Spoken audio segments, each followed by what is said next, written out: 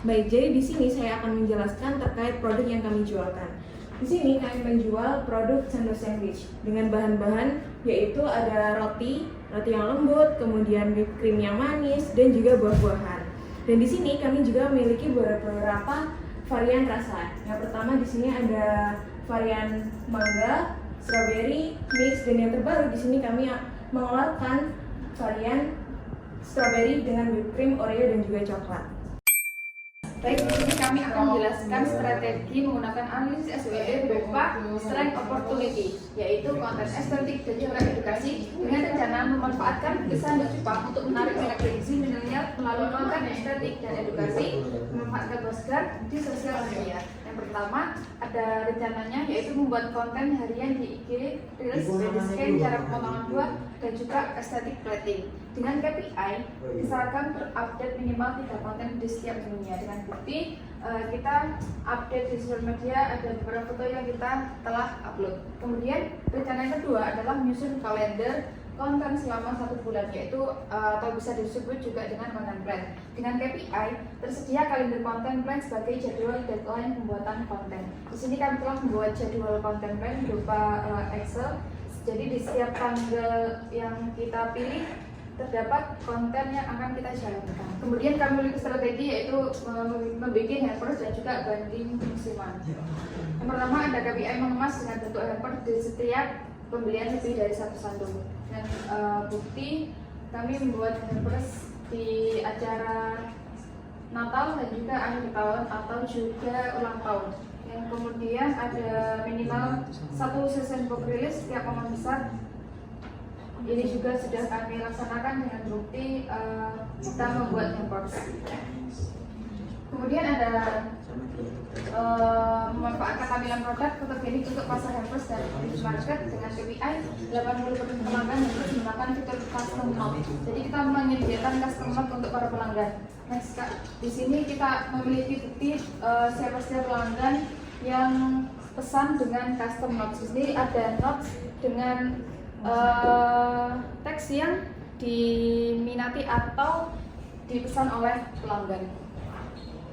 Kemudian kita ada kolaborasi produk dengan kantin kampus dengan KPI minimal 1 kantin kampus ACC untuk kerjasama. Jadi kita sudah di pihak kantin kampus apakah kita boleh menitipkan produk kita, dan ternyata boleh dengan bukti kita sudah kerjasama dengan pihak kantin.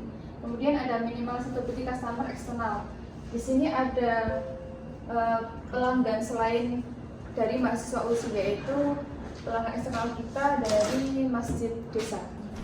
Baik, yang selanjutnya itu kerjasama supply dengan vendor buah. Nah, yang pertama ini kita minimal 2 vendor memberikan respon atau penawaran kerjasama, di mana ini kita ada di bukti chat WA-nya. Lalu daftar perbandingan selesai dan diperbarui setiap selesai survei vendor. Nah, di sini kita membuat perbandingan untuk setiap vendornya. Di sini kita memilih toko buah Pangsut, Nyaman Buanggiri, dan Intuiti GKB. Nah, di mana dari perbandingan semua ini akhirnya kita itu memilih yang Nyaman Buanggiri karena mengambilnya itu dari kualitas strawberry yang sangat baik dan juga mangganya. Walaupun harganya lebih mahal, namun kita tetap menggunakan kualitasnya. Lalu yang selanjutnya ada skema pre-order atau limited edition. Nah, di sini kita memakai minimal 1 kali dalam seminggu harus membuka sesi PO secara konsisten. Nah, di sini buktinya kita membuat story untuk PO-nya sendiri. Lalu yang kedua ada menyediakan 1 varian baru di sesi tertentu seperti yang sudah dijelaskan rekan saya tadi. Kita mempunyai varian baru yaitu Oreo coklat. Lalu ini ada edukasi konsumen tentang fresh natural product. Nah, di sini kita KPI-nya ada minimal posting 1 konten edukasi. Di sini buktinya kita memakai konten edukasinya.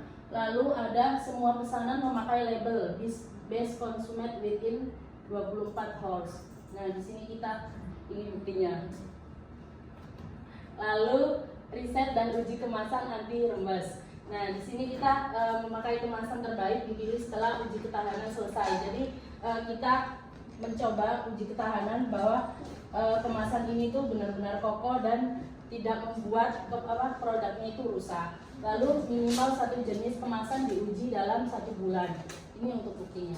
Resep dan varian khas yang tidak mudah ditiru.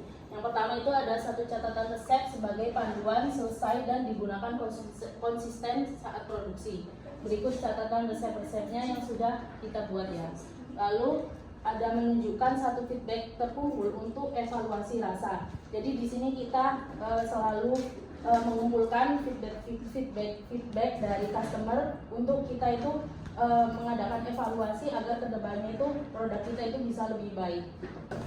Baik, selanjutnya di sini ada strike and trust, yaitu memperkuat testimoni untuk membangun kepercayaan customer. Di sini dengan KPI 3 testimoni baru per minggu. Jadi dalam per minggu ini kita mengumpulkan beberapa testimoni dan ini salah satu ketiganya. Dan selanjutnya KPI 1 highlight lengkap berisi minimal 15 testimoni. Di sini ada 15 testimoni yang sudah kita masukkan ke Instagram Story. Dan ini untuk bukti customer kita. Next. Selanjutnya ST dengan menonjolkan kualitas buah premium dan bahan tanpa pengawet. Di sini dengan KPI minimal 1 kali konten perbandingan buah segar vs non segar. Jadi kita di postingan Instagram kita menyajikan postingan ini untuk membandingkan buah segar dan buah yang tidak segar. Next. Bikin street dengan membuat daftar backup rate, yaitu buah pengganti musiman agar produksi tetap stabil dan biaya tidak naik secara drastis. Nah, untuk KPI-nya sendiri 2 varian buah pengganti siap digunakan. Jadi selain 3 produk di awal tadi, kita juga mengganti dengan yang ini ada jeruk, sado dengan jeruk, dan ini sado dengan anggur. Next, Fitness Street dengan menambah sesi PO cepat, flash PO atau menyediakan slot terbatas di jam tertentu untuk menyesuaikan perubahan tren atau perubahan musim. Dan untuk KPI-nya sendiri ini dalam sekali open PO bertambah 5 pembeli dihitung dari jumlah PO open PO terakhir. Jadi kita sudah menentukan berapa targetnya dalam sehari itu, dan untuk dalam sehari itu jika misalnya ada customer tambahan kita menambahkan 5 customer lagi. Selanjutnya KPI 1 kali flash PO per minggu. Jadi untuk buktinya seperti pada gambar berikut. Next. Dengan buktinya street yaitu menambah sesi PO cepat atau menyediakan stok batas di jam tertentu untuk menyesuaikan perubahan tren. Untuk yang KPI pertama, engagement IG story meningkatkan minimal 10% saat pengumuman flash PO. Jadi kita hanya membuka 15 pesanan untuk customer tercepat. Kedua, minimal 80% stok penjualan flash PO habis dijual. Ini untuk bukti postingannya di Instagram. Next. Selanjutnya yaitu meningkatkan standar packaging dingin, cold packaging menggunakan cold pack dan bekerja sama dengan kurir lokal yang lebih stabil harganya. Untuk ketentuan KPI-nya dilaksanakan 100%. Jadi kita di Sado ini ada SOP-nya untuk packagingnya sendiri. Next. Untuk yang terakhir, membuat kalender inovasi rasa bulanan untuk menjaga variasi rasa dan mengikuti tren V&B yang cepat berubah. Untuk KPI pertama, kalender inovasi rasa tersusun dan terupdate setiap minggu. Jadi kita bukan hanya menyediakan rasa-rasa itu aja, jadi kita ada inovasi baru untuk rasa-rasanya. Dan yang kedua ini minimal 1 varian rasa baru dirilis setiap bulan. Untuk varian rasa baru di bulan ini kita ada Sando Oreo Strawberry. Selanjutnya ada catatan keuangan sandwich kami. Di sini kami menghitung total modal per batch-nya terlebih dahulu. Selanjutnya kami pecah lagi menjadi laba per produk dan per batch-nya. Di sini kita dapatkan bahwasanya modal kita ada 7.000 pada batch 1 ada 7.437, lalu kami kurangkan dari harga jual dengan modal kami sehingga kita mendapatkan laba 4.563 pada produk strawberry. Selanjutnya di penjualan, di sini kami juga mencatat nama customer kami sampai Selanjutnya di sini kami mencatat penjualan per customer, dan lalu di sini juga ada ringkasan penjualannya yang dibedakan per batch dan per varian produknya. Sehingga kami seluruh total penjualan di produk kami mendapatkan laba 1.284.912. Lalu di sini juga ada grafik.